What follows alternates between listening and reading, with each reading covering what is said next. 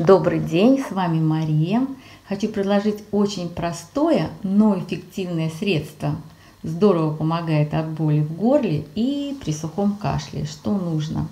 Стаканчик молочка, у меня здесь цельное, обезжиренное не покупайте. Чем жирнее, тем лучше. У меня где-то здесь такой, знаете, средненькое, 2,5%.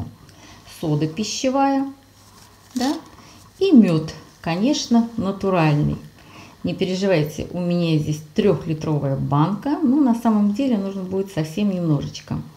Молочко тепленькое смягчает слизистую и хорошо прикрывает больное горлышко, а сода обладает отхаркивающим действием. Я подогрела молочко примерно до 40 градусов, чтобы можно было выпить и не обжечь горлышко, слизистую. Молоко я засыпаю пол чайной ложки соды, да, ну где-то вот так вот, можно поменьше чуть-чуть, сейчас, да, и все это размешиваю. И это сразу выпивается маленькими глоточками.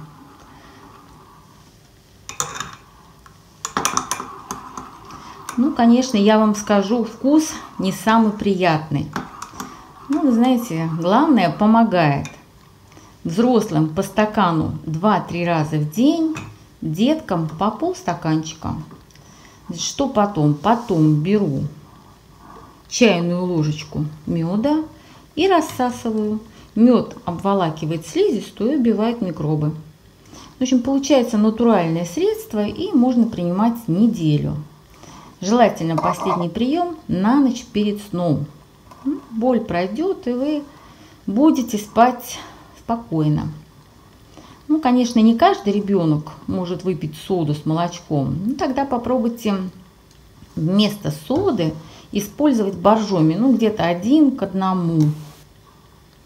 Ну, то есть возьмите полстаканчика молочка и полстаканчика боржоми.